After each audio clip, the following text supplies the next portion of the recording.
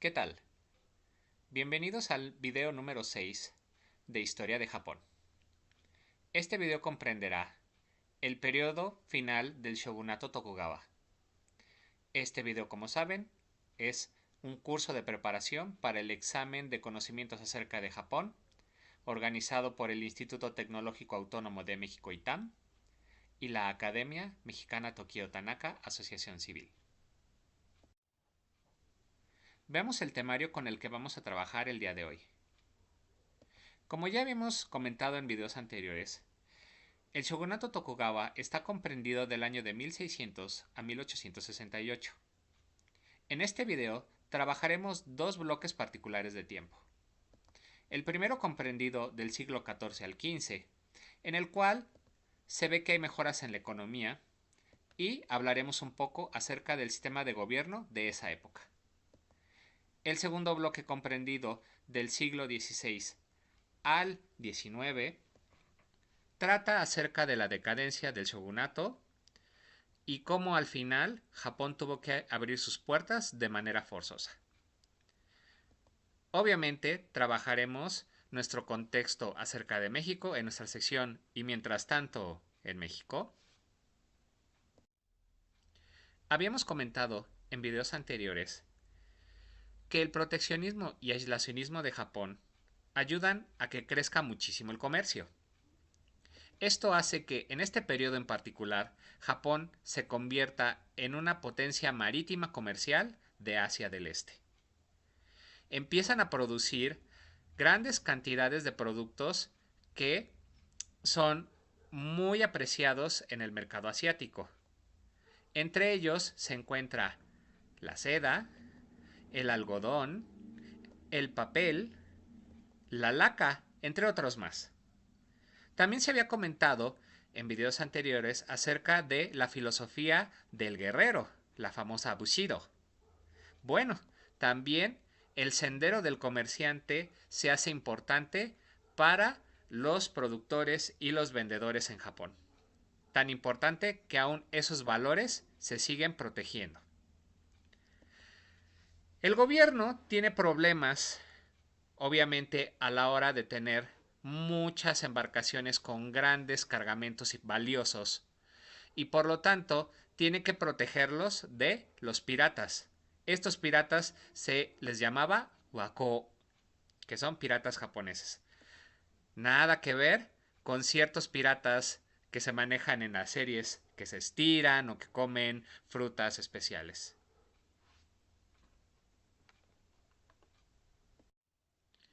Hablemos un poco ahora acerca de la distribución del gobierno. En las aldeas existían diferentes movimientos campesinos liderados por sectas religiosas. En particular, una muy famosa que también habíamos mencionado con anterioridad, la famosa Ikkōshū.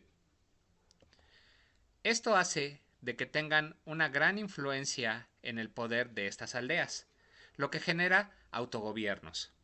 Estos autogobiernos son tolerados por el gobierno japonés, debido a que aún siguen pagando sus impuestos.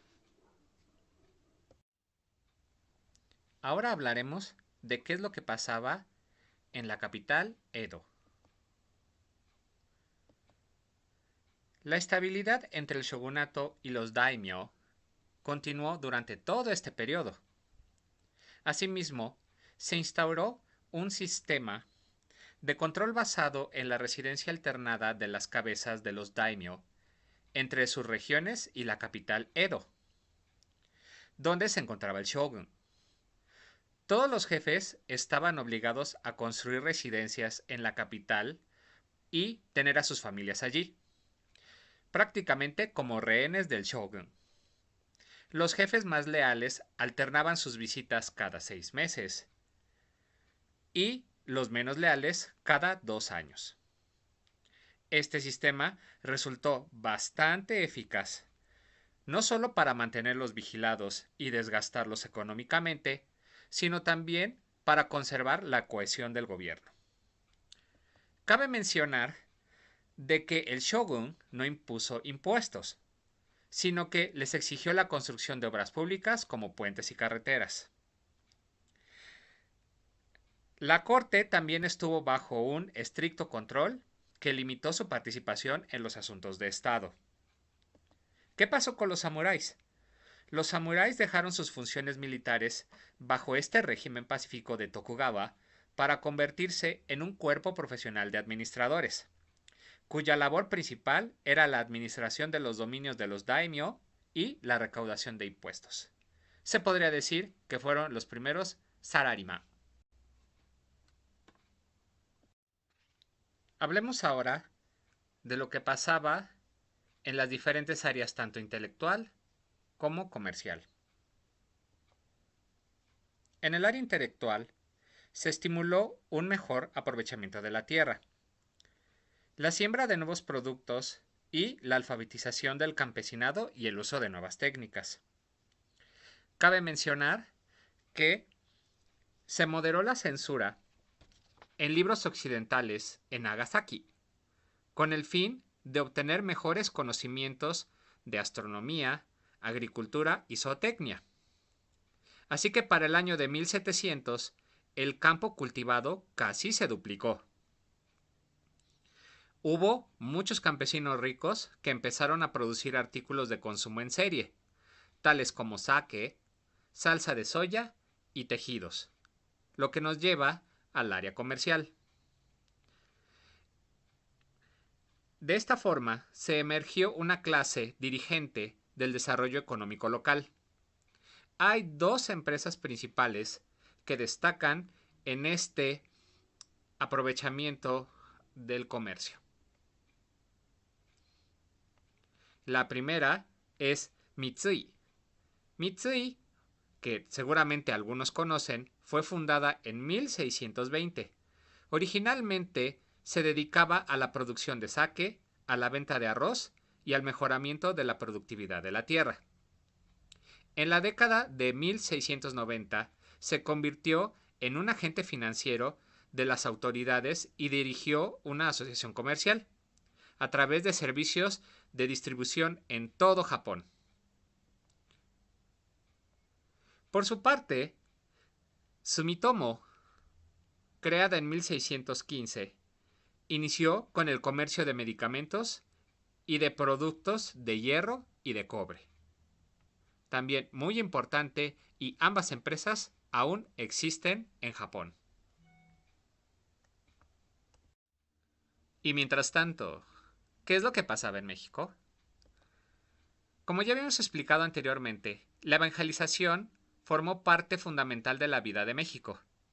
Ahora, lo que tomaba importancia era la educación. Como ustedes sabrán, las escuelas de la colonia estuvieron a manos de la iglesia. Al lado de una escuela siempre estaba una iglesia. También cabe mencionar de que la Nueva España estaba necesitada de que la hispanización llegara a cada rincón de nuestro país.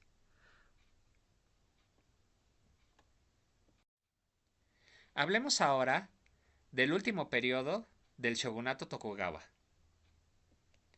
En las últimas décadas del régimen Tokugawa, el campo enfrentó malas cosechas y algunas epidemias que provocaron alrededor de 400 revueltas campesinas, cuyas demandas se centraban en la reducción de impuestos, una mejor administración y el control de la inflación. Cabe mencionar que los sectores más descontentos no eran los agrícolas, sino los de producción agrícola comercial. Después de todas estas revueltas campesinas, entre los años 1819 y 1837 se produjeron 19 devaluaciones y una inflación que afectó a los samuráis asalariados. ¿Qué pasaba con ellos? Se vieron obligados o a casarse con las hijas de los comerciantes ricos, y peor aún, los samuráis de categorías inferiores tuvieron que trabajar en la producción de artículos domésticos, tales como sombrillas, abanicos y linternas, en sus propias casas para poder cubrir los gastos. Todo esto provocó que la administración cada vez se fuera debilitando más y fuera más ineficiente. Es por ello que en 1837 estalló la insurrección de Oshio Heihachiro, con el apoyo de los campesinos de las 4 provincias cercanas a Osaka, en contra de altos funcionarios y comerciantes poderosos, causando el debilitamiento del poder central. ¿Qué es lo que pasaba en otras regiones de Japón?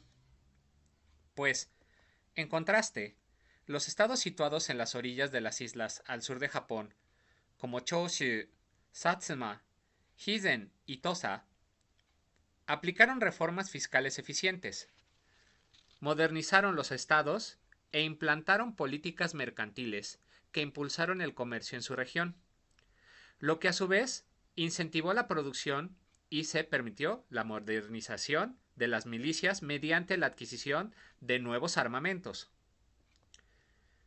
Su situación geográfica en las costas al sur de Japón los obligó a reconocer la amenaza de Occidente y el peligro de colonización que ya sufrían otros países orientales. Con la presencia de varios barcos rusos, ingleses y estadounidenses cerca de las costas de Japón, se iniciaron nuevos temores de una intervención extranjera. La que más se debe de mencionar ocurre en el año de 1853, en la cual el comodoro Matthew Perry ancló en el puerto de Uranga, cerca de Edo, para exigir la apertura de Japón. Con la excusa de que era el 4 de julio, el barco insignia, que tenía 73 cañones, disparó varias salvas que provocaron pánico entre los que observaban en la costa. La ineptitud del gobierno ante la crisis interna y externa creó un vacío de poder que causó luchas por el control de la nación. Estas luchas, desgraciadamente, concluyeron que en el año de 1858 el gobierno se viera obligado a firmar un tratado comercial con los Estados Unidos, obviamente desventajoso para Japón. ¿Qué intentaba después hacer el gobierno? El gobierno procuró mantener su régimen, ya muy deteriorado, con el apoyo de la familia imperial.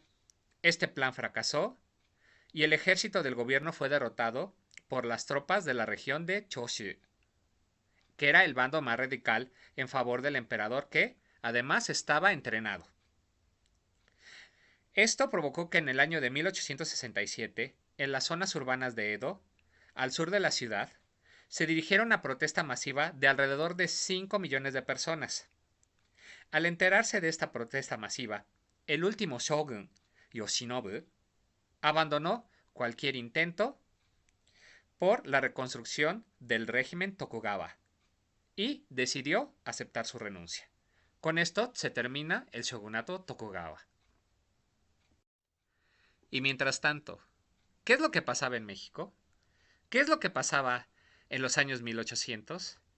Bueno, si un mexicano no sabe esta respuesta, creo que estamos un poquito en problemas. Claro que sí, estalla la Guerra de Independencia de México en el año de 1810. Hemos llegado al final de este video. Les agradezco a todos su amable atención y los espero en el siguiente. Soy Eduardo Segovia y deseo que estén bien.